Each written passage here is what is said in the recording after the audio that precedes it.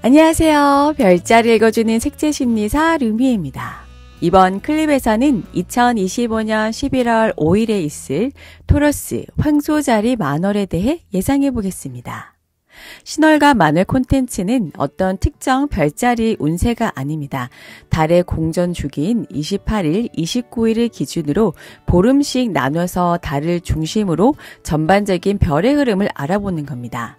기상 정보도 하루 또는 일주일 단위 등으로 예상하듯이 신월과 만월 콘텐츠도 이와 같은 맥락으로 참고해 주시기 바랍니다. 동쪽에서 개자리가 떠오르고 있습니다. 개자리는 물의 별자리로 상대방의 눈짓이나 말투, 행동 등에서 그 사람의 기분을 간파하는 놀라운 능력이 있습니다. 어머니가 아이의 몸 컨디션이나 마음 변화를 잘 알아차리듯이 말이죠. 그래서 개자리를 모성의 별자리라고 하나 봅니다. 개자리의 로드는 달입니다. 차트를 보시면 황소자리에 보름달이 떠 있습니다.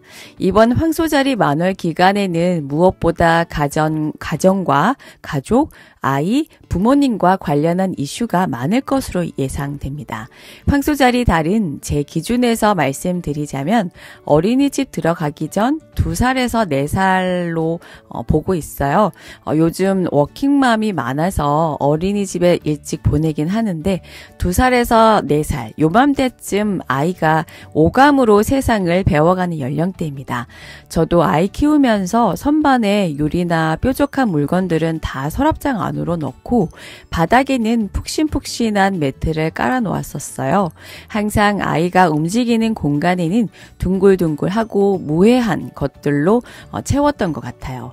또 요때는 이유식을 덩어리가 좀 크게 하고 여러 가지 미역이나 해산물 등 여러 가지 재료로 만들어서 먹인다든지 또 짐볼이나 놀이터 등 신체 활동도 많이 했던 것 같아요. 이처럼 황소자리 달은 오감으로 세상을 알아가되 위험하거나 유해한 것들은 부모님이 어느 정도 제한을 뒀기 때문에 이미 조성된 안정된 공간에서 몸과 마음과 감정의 스펙트럼이 쑥쑥 자라게 됩니다. 황소자리 로드는 금성이죠. 금성은 현재 사하우스, 가정의 집을 지나고 있습니다. 개자리 어센의 황소자리 달, 그리고 금성이 가정의 집에 체류 중이니 이번 황소자리 만월 기간에는 확실하게 가정과 가족이 1순위가 되겠습니다. 황소자리에 달이 있으면 이그절테이션을 얻으므로 화목한 가족이 나의 삶의 원동력이 되고 나를 둘러싼 공간이 안정적으로 다가와서 편안함과 안락함을 느끼게 됩니다.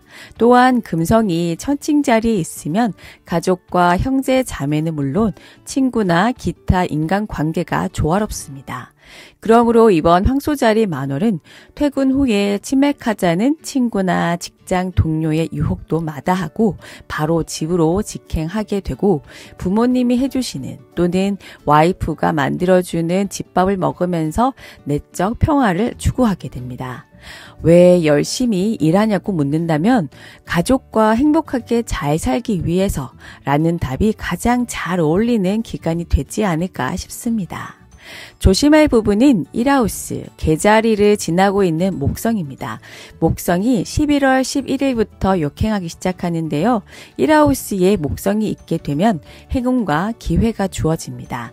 더군다나 개자리 목성은 이그절테이션을 얻었으므로 목성의 긍정적인 기운이 확장되어 나타납니다.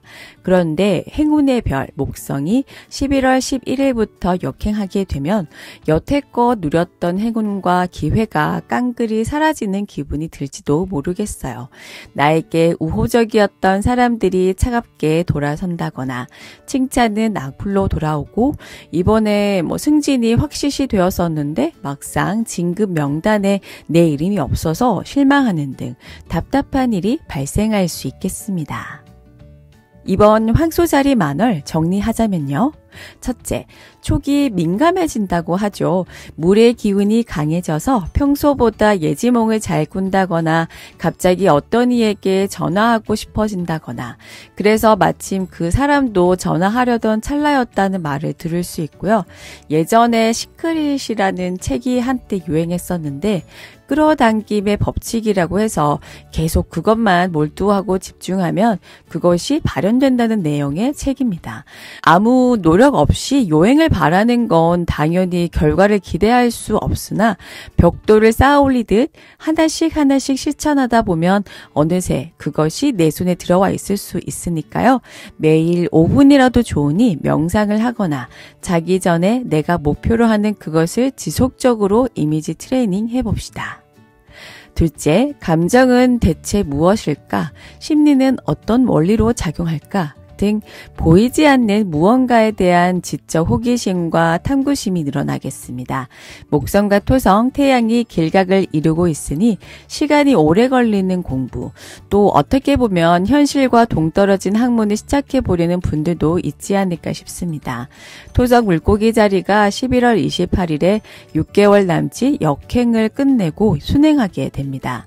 물고기 자리는 종교 색채가 강한 별자리이고 구하우스, 종교의 집을 통과 중이니 최근에 성당이나 교회, 사찰 등을 자주 방문하거나 유튜브 채널에서 목사님이나 스님의 법문을 듣고 고민거리가 조금은 해결되었다는 등 심리, 철학, 종교 관련 공부를 시도해보려는 마음이 일겠습니다.